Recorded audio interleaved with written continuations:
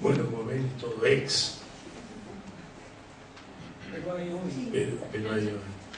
Bueno, efectivamente, yo me jubilé el año pasado de las actividades de la Universidad Nacional y, bueno, como hacía 25 años que estaba de profesor en la Universidad Católica,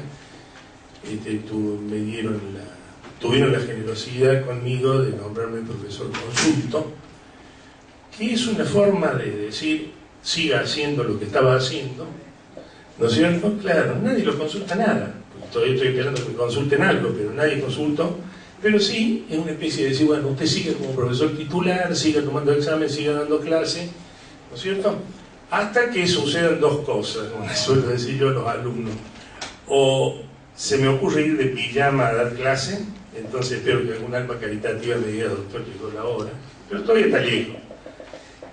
O yo, poniéndome la corbata un día, diga, bueno, los nietos me están esperando, ¿no es cierto? Es hora de terminar. De todas formas, tengo también una actividad profesional, que también me jubilé el año pasado como abogado, y bueno, y aquí estamos, tratando de confundirlos un poco con respecto al tema del libro quinto del derecho sucesorio. Me invitó el doctor Zarza, que es compañero mío en la universidad. Bueno, comencemos. En primer lugar, un tema que creo que tiene que quedar bien claro, que por supuesto no se les escapa a ustedes, que son todos miembros del Poder Judicial. Con respecto al derecho de familia y el derecho sucesorio, hay una enorme diferencia. Ustedes ven permanente, con respecto a la evolución y con respecto a la forma que se han ido dando todas estas reformas, ustedes ven que los medios están diciendo permanentemente que en materia de familia se está reformando una legislación de 150 años. Eso obedece a un error supino, una ignorancia absoluta, lo cual no me extrañaría en algunos medios de comunicación, con algunos periodistas que parecen que se sienten salidos de un buffet y informan sobre cualquier cosa, o tiene alguna intencionalidad, porque evidentemente si yo digo que tengo que reformar nada más y nada menos que la organización de la familia con 150 años de antigüedad, todo el mundo sale corriendo a hacer la reforma que sea, ¿cierto? Porque sería absolutamente inconcebible. Sin embargo, hay que tener presente que en materia de familia nosotros tenemos, en primer lugar, no se aplicó por muy poco tiempo el Código de Vélez, primera aclaración, porque inmediatamente después se aplicaron las leyes laicas, entre las cuales está la 2393, cuando vino la aluvión inmigratoria, 1880, 1890, y prácticamente todos nuestros abuelos, bisabuelos y hasta quizá tatarabuelos, bisabuelos seguro, cayeron dentro de la normativa de la 2393, ¿no es cierto? Que es una ley nueva, nada que ver con Vélez, empezando por ahí. En segundo lugar, después se dictó la ley de la mujer, la 11357, de los derechos civiles de la mujer, que modificó en forma importantísima. Luego viene la 17711, que organiza totalmente el tema. Bueno, antes hubo otras reformas, pero me estoy refiriendo nada más que a lo grueso. Recuerden la 14367 con respecto a la afiliación, la 14394, las leyes del peronismo, de la segunda presidencia de Perón, y que reformaron pequeñas facetas, pero la 17711 durante el interinato del doctor Borda en el Ministerio del Interior modificó seriamente todo lo que se refería a la sociedad conyugal, y ahí ya estamos hablando del año 1968, nada que ver con Vélez. Por otra parte, tener presente también que después, mientras tanto, se estaban haciendo las grandes reformas en los principales códigos europeos, especialmente el código italiano, el código español, el código francés. Nosotros entramos en la noche negra de la dictadura y por lo tanto, ustedes son jovencitos todos, pero yo me acuerdo que la legislatura fue reemplazada, el Congreso fue reemplazado por 3 militares que eran la CAL, Comisión de Asesoramiento Legislativo. Esa CAL, que estaba compuesto, como digo, por un almirante, un general de división y un brigadier general, eran los que asesoraban al gobierno con respecto al tema de la legislación. Se imagina lo que hicieron con el Código Civil. lo guardaron en un cajón, esto no se toca porque no entendemos nada, y por lo tanto quedó todo en un stand-by absoluto durante cerca de 10-15 años. Mientras tanto se hicieron todas las grandes reformas, como digo, en estos códigos europeos, donde se estructuró toda una organización familiar diferente. Bueno, se eliminó la autoridad marital, se le dio participación en las mujeres, gracias, absoluta participación en la administración de los bienes y demás, se reformó toda la sociedad conyugal, se reformó en cierta forma el estatuto de la filiación, y les recuerdo que todo el derecho de familia versa sobre disposiciones generales y después 3 estatutos que son fundamentales. Fuera de eso no hay nada, que es matrimonio, filiación y patria potestad. Ustedes le sacan esos 3 estatutos, no hay nada. La ley 2312, perdón, sigamos con la cronología. Viene después el gobierno de Alfonsín. Y en el gobierno de Alfonsín ya habían nacido todos ustedes, o casi todos. Bueno, tiene nada más que 25 años, entre 20 y 25 años, no es, para lo que es una legislación no es tiempo eso. Y allí se reformaron los 3 estatutos y se los reestructuró totalmente y se tomó la totalidad de la legislación europea. Vale decir que nosotros lo que estamos reformando en materia de derechos de familia es una legislación de 25 años. Por eso hay un gran sector de la doctrina que ha quedado en disidencia con respecto al tema del derecho de familia. ¿Bien? Y que últimamente me atrevería a decir que se está empezando a mover de nuevo. El gran momento de discusión fue las 23ª jornadas de Derecho Civil que se hicieron en la Universidad de la UBA, en la Universidad de Buenos Aires, el anteaño pasado, cuando todavía no había salido, unos meses antes que saliera de la legislatura la aprobación definitiva del nuevo código. Por empezar, todos los que fueron profesores míos, 90% en absoluto desacuerdo. Y ahí quedó bien plasmado. Con respecto a determinados puntos, no en su totalidad, con respecto al tratamiento de la filiación, algunos, pero muchos, con respecto al vaciamiento de las obligaciones matrimoniales. ¿No es cierto? Que con la finalidad de poder hacer un divorcio sin causa, se ha vaciado en cierta forma la institución matrimonial de contenido, por cuanto las únicas obligaciones que han quedado simplemente como deberes morales. Tan es así que un sector de la doctrina importante lo que consideraba, ¿para qué hago toda esta introducción?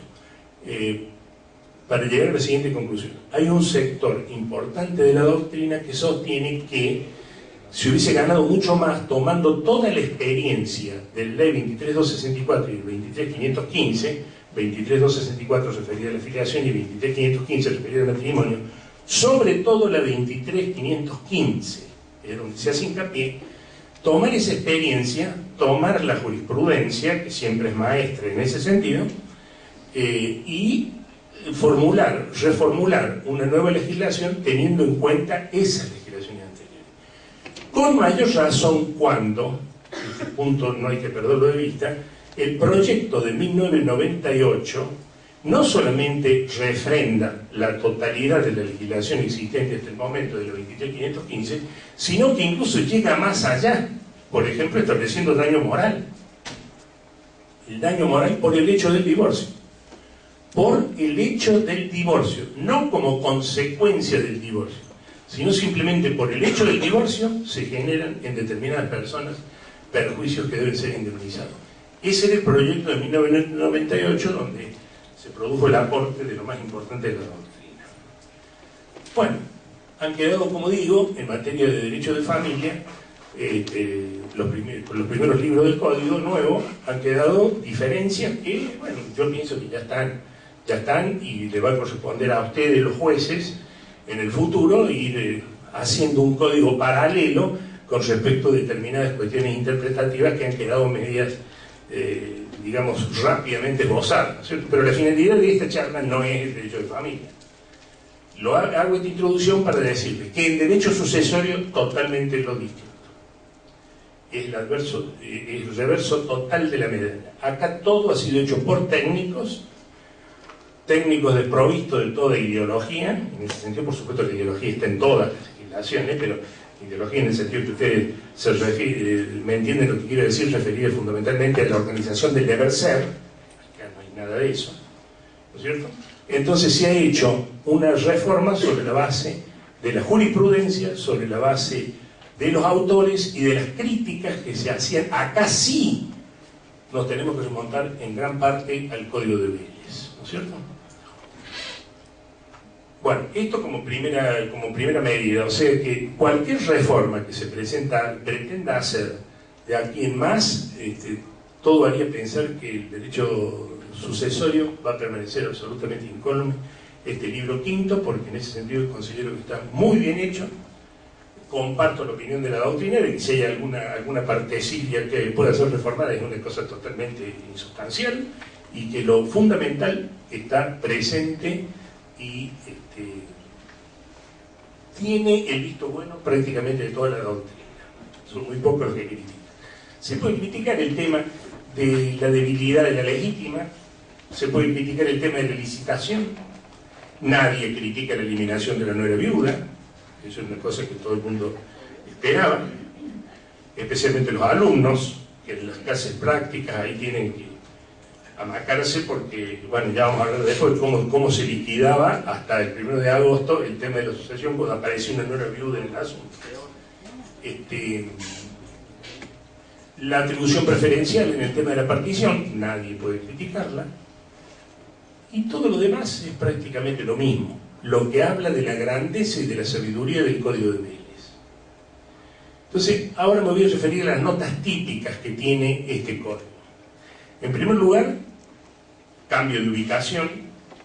En lugar de estar en la primera sección del libro cuarto del Código de Vélez, está en el libro quinto, con 6 artículos referidos a las jurisdicciones en el libro sexto, pero nada más que eso.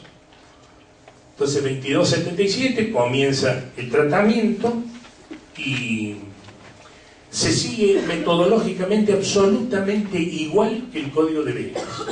Se comienza haciendo toda la introducción que hace Vélez en su primera sección referida a la idea del sucesor, la incorporación de un derecho al patrimonio importa su adquisición. Eso puede ser en forma originaria, puede ser en forma derivada. Es originaria en el caso del carpintero que de una madera hace una mesa, es derivada en el caso de cuando yo le regalo un código a la señorita, ¿no es cierto? El negocio jurídico, cómo puede ser por causa de muerte, cómo puede ser por negocio entre vivos. En entre vivos se da solamente el uti singuli, en el caso de la muerte se puede dar las dos derivaciones, las dos posibilidades, o es el uti singuli, el legado, o es la continuación de la persona mediante el heredero o sucesor universal. Bueno, eso lo reduce el Código Nuevo. Voy a ir haciendo una comparación así. Lo reduce el Código Nuevo a 5 artículos iniciales en los cuales habla de el concepto de sucesión, el concepto de heredero, 2277 a 2281. 2281 arranca directamente con la indignidad, que es el primer tema que vamos a tratar ahora a continuación. Luego trata el tema de la aceptación, el tema de la renuncia, prácticamente con los mismos parámetros, elimina determinada terminología por anticuada y más que nada obsoleta, respeta, como digo, todas las instituciones, hace caer solamente aquellas que ya nacieron obsoletas de entrada, como es el testamento cerrado, por ejemplo, y los testamentos especiales, aunque los testamentos especiales en momentos de guerra y en momentos de configuración de la nación argentina, en las guerras intestinas tuvo su razón de ser, por eso lo introdujo Vélez, y eso se nota claramente en la estructuración que él hace sobre el código, el testamento militar, ¿no es cierto? Bueno, como digo, se respetan las instituciones, se sigue metodológicamente como corresponde al código, después aparece toda la sucesión ab intestato, tal como en el Código de Vélez, el llamado de los órdenes hereditarios, en fin, y después aparece la sucesión testamentaria y termina con el albacea. El albacea es la última institución. Vale decir, esto habla muy bien de la organización de Vélez, que por cierto fue extraída fundamentalmente del Código Civil francés y de las leyes españolas, nueva y novísima recopilación. Se eliminan algunos términos, estoy hablando de las notas típicas en general, ¿no es cierto? Se eliminan algunos términos, por ejemplo, no se habla más de aceptación beneficiaria, se habla de responsabilidad absoluta, para la no beneficiaria y de la irresponsabilidad para la beneficiaria. La aceptación expresa sigue siendo exactamente la misma, la tácita sigue siendo exactamente la misma. La expresa es cuando tomo nota o calidad de heredero, asumo concretamente. La tácita es cuando realizo actos que hacen presumir mi voluntad de aceptar, exactamente igual. Vale decir acá el 33, 19, 20, 21, 22, 23, 24, 25, 26, 27, hasta el 28, que habla de los actos conservatorios que no serán considerados como de aceptación simple, la aceptación tácita, perdón, están nada más que estructurados en un artículo específico. Como digo, los 612 artículos del Código de Vélez se reducen a 254 y se evitan las reiteraciones, que en eso en Vélez se daban ciertas reiteraciones por dos motivos. El primero, porque sigue el Código Civil francés, que es de 1804 y por lo tanto naturalmente tiene tendencia a lo reiterativo. Y por otra parte, porque Vélez al reiterar toma postura en discusiones que se daban en su época y no las explicita en las notas. Eso lo analizó muy bien un gran maestro que tenemos en Córdoba, el doctor Luis Mosé Pané. Si ustedes se analizan, nos decía ya hace como 30 años, si ustedes analizan esas reiteraciones, se van a dar cuenta, por ejemplo, que se ve en la capacidad testamentaria, que se ve en la aceptación, 33.11, absolutamente prohibido todo pacto sobre herencia futura. Solamente pueden aceptarse las herencias después de la muerte del autor de la sucesión. 33.12, aquel que haya aceptado con anterioridad puede hacer ejercicio de la delación, vale decir, aceptar o repudiar con posterioridad. Y ahí hay una reiteración evidente. Entonces, como digo, hay veces que Vélez participaba en una discusión de los autores franceses en base a la reiteración, como diciendo, yo elijo este camino, como el caso, por ejemplo, de la aceptación, si después podía o no podía volver a aceptar. Bueno, como digo, esas serían las notas. No se habla más de beneficio de inventario, se elimina el testamento cerrado, se eliminan los testamentos especiales, se hacen algunas reformas con relación a la legítima, reformas que tienen su trascendencia, que eso lo vamos a ver ahora, alguna reformita escasa sobre la colación, sobre todo el valor del bien colacionable, que lo equipara. Ahora, todo lo que sea donación, sea para la colación o para la legítima, va a tener el mismo parámetro, es decir, se va a tener en cuenta la evaluación del bien al momento de la partición, con lo cual se lo equipara al resto de los bienes, se facilita en ese sentido. Es la solución del Código de Quebec, que le ha gustado a la Comisión, y teniendo en cuenta fundamentalmente el valor que tenía el bien al momento de la donación, vale decir lo que significa, y esa va a ser la tarea que van a tener que hacer ustedes, cuáles van a ser los parámetros, cuáles van a ser la medida de los límites, ¿no es cierto? Porque la frase es en cierta forma un poco ambigua, y lo repiten en un lado y lo repiten en el otro con respecto a la legítima, la evaluación del bien. Otra reforma, así como digo, introduce o como dije, mejor dicho, introduce una atribución preferencial que tiene tanto el cónyuge, especialmente está pensada para el cónyuge, como el heredero, cuando ha participado en un establecimiento ganadero, industrial, comercial, en fin, que constituya una unidad económica, le permite que solicite al juez o por medio del perito la atribución de ese bien. Y en todo caso, si no dan los números con respecto a las escuelas correspondientes, ofrece pagar las diferencias, ¿no es cierto? Incluso hasta está establecido que el juez podrá dar plazos para que ese heredero o ese cónyuge pueda pagar la diferencia. Eso es una novedad, una cosa totalmente nueva. Y después la licitación, que es la vuelta ahí vuelve el código, fíjense, porque el código ya tenía la licitación y la retiró la ley 17711, que fue la de Borda, precisamente porque Borda sostuvo siempre que la licitación era un poco la ventaja que tenía el heredero económicamente más poderoso para terminar quedándose con los bienes cuyo contenido afectivo era realmente alto dentro de la familia, ¿cierto? Bueno, después Berucio tuvo un desacuerdo, Zanoni también tuvo un desacuerdo, hubo una fuerte corriente en la doctrina que estableció darle al juez la posibilidad de darle al juez de nuevo la posibilidad de utilizar esa herramienta, y bueno, y se y se terminó aprobando. Las características fundamentales de este código, de este libro de sucesiones, como digo, donde no hay discusiones importantes en la doctrina, esto hay que tenerlo muy en cuenta, vale decir, concretamente hay que estudiarlo bien, porque esto va a ser por muchos años. Y en segundo lugar, porque corresponde a la doctrina, corresponde a las jornadas, y bueno, ya dije, y a las interpretaciones jurisprudenciales, respeta absolutamente toda la metodología y las instituciones del Código de Bienes. Bueno, comencemos con la indignidad.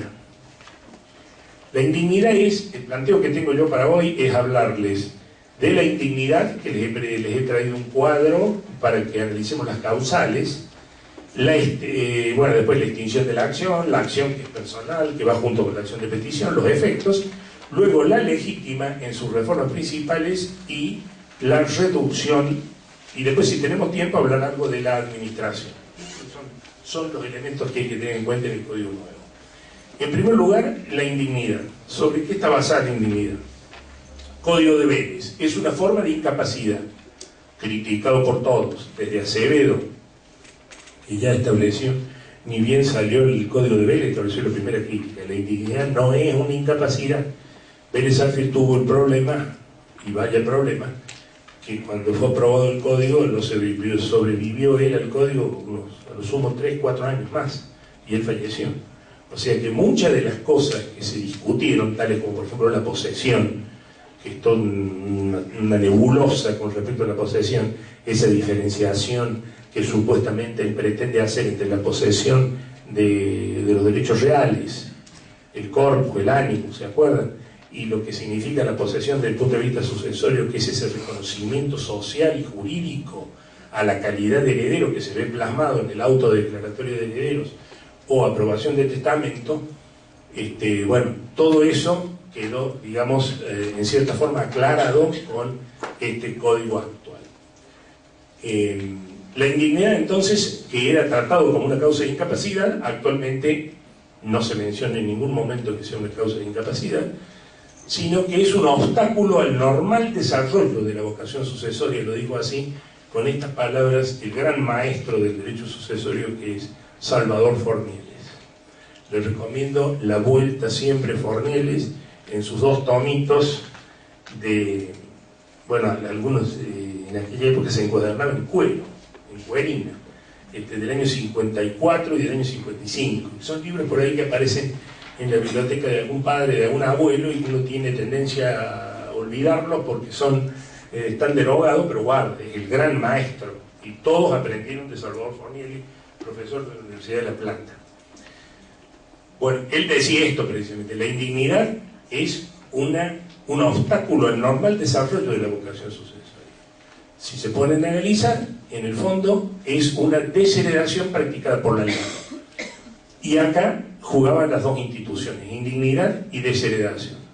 La desheredación, tener en cuenta que es una contracara de la legítima. Así como la ley me pone a mí un corset con relación a la disposición de bienes, y me dice: señor, usted tiene hijos, por lo tanto usted puede disponer nada más que de un cuarto de su caudal realito, ¿no es cierto?, del 20% de su caudal realito, porque el 80% entra dentro de lo que es la legítima. Si tiene descendiente, si tiene ascendiente de 2/3, si tiene cónyuge y 1/2, y si tiene nuera viuda, decía el código, la 4ª parte de lo que le hubiese correspondido al marido, vale decir, la 4ª parte del 4/5, lo que venía a ser 1/5. Sobre esa base, entonces, la ley me otorga esa posibilidad de disposición. Ahora cambió eso, ya lo vamos a analizar más adelante. Pero, entonces, la indignidad, como digo, es una desheredación impuesta por la ley, como dice también Salvador Fornieles. En realidad es una idea de Brayón, que es bastante anterior. Otra característica del código es la claridad en las expresiones, y eso fue logrado. Ustedes me dirán: bueno, pero eso es elemental. Efectivamente es elemental. La ley tiene que ser clara, tiene que ser contundente, tiene que ser determinante, la tiene que entender cualquiera, sin necesidad de preparaciones especiales. En este momento recuerdo la expresión de Masson, comentarista del Código Civil francés, los hermanos gemelos Henry y Léon Masson, que tenían esa característica, que eran gemelos. Tienen 16 tomos de derecho civil, y en la introducción del primer tomo hablan precisamente sobre esto, sobre la claridad que deben tener conceptual las legislaciones, que cada palabra de un legislador, dice, tiene que tener el peso de los diamantes, como diciendo, tiene que ser absolutamente contundente y ser entendido por todos. Eso está ampliamente logrado en este libro quinto. Sigamos con la indignidad. ¿Cuál es la base de, primero un pequeño marco teórico, cuál es la base fundamental del llamado de la ley? Llamado del testador, su voluntad, pero del llamado de la ley, ¿cuál es? Son dos elementos, dos columnas vertebrales, que se acuerdan, ustedes lo saben perfectamente, son la defensa de los intereses familiares y el afecto presunto, o más que afecto presunto, como la doctrina moderna lo llama, el compromiso que se tiene con determinados familiares, determinados, sea con los descendientes, sea con los ascendientes, con lo que tenga, con estos órdenes, que son personas que se encuentran unidas entre sí por vínculos que les son propios con relación al causante. Por ejemplo, los descendientes descienden del causante, como descienden de la Edad Media, fueron llamados al banquete de la vida por el causante. Miren qué terminología. El ascendiente, ¿no es cierto?, que es el que le dio la vida, y el cónyuge, que fue seriamente cuestionado porque lo que no se quería era el traspaso de fortunas o de bienes de familia a familia. Entonces el cónyuge en ese sentido estuvo lento, digamos, y apareció recién en el siglo XIX. Y después los colaterales. Bueno, sobre esta base entonces, este compromiso con determinados integrantes de la familia es cuando se produce el llamado de la ley. Muy bien. Pero hay conductas de ese llamado por la ley, de ese sucesible convocación actual, como le llaman la teoría española y europea en general, que lo hacen impropio para que se pueda mantener ese llamado de la ley o ese afecto presunto.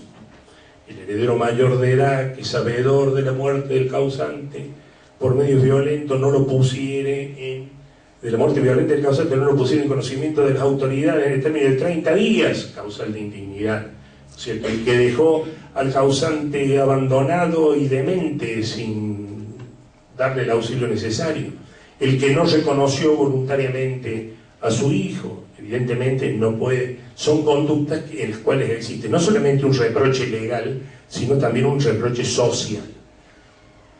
Pero no son causales de incapacidad, son simplemente causales de indignidad.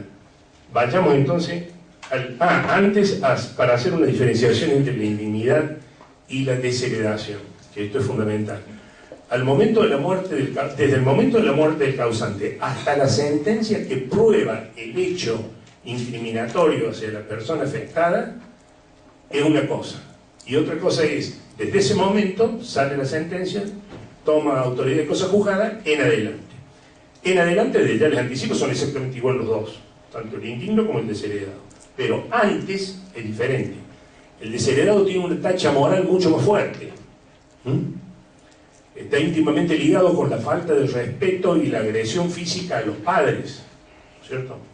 Entonces, por lo tanto, además, es como digo, siempre se vio así en el derecho sucesorio, como la contrarréplica de la legítima. Entonces, por lo tanto, tiene mucho más fuerza legal. ¿Y en qué consiste esta fuerza? No es heredero, hasta que no prueba su inocencia. No tiene posesión hereditaria, no tiene reconocimiento ninguno. Cuidado, si está ejerciendo la posesión hereditaria, él es responsable no solamente con los bienes del causante, sino también con sus bienes propios, por la responsabilidad si en el caso que cause algún daño. Debe devolución absoluta de todos los bienes, frutos, productos, incluso de los intereses que él no hubiese percibido, en el caso que necesite, en el caso, mejor dicho, que se beneficie con determinados intereses. Vale decir, como digo, es absolutamente diferente el desheredado. En cambio, el indigno tiene posesión hereditaria. Es heredero, estamos hablando de esta primera etapa. Es heredero hasta que se pruebe y el juez le ponga esa piedra de obstáculo, como dije recién, al normal desarrollo de su vocación sucesoria. Y tan es así, fíjense ustedes, siempre los autores han insistido en lo mismo, que hay dos hechos, un interno y otro externo, que hacen que él continúe disfrutando de los bienes, en el caso del indigno. Y esta continuación del disfrute se da por un hecho interno. ¿Cuál es el hecho interno? El perdón. Acá, innovación de la ley nueva. La ley vieja decía, solamente tiene que ser por testamento. Cuando hablo de ley vieja, de acá en adelante, me estoy refiriendo al Código de Belén.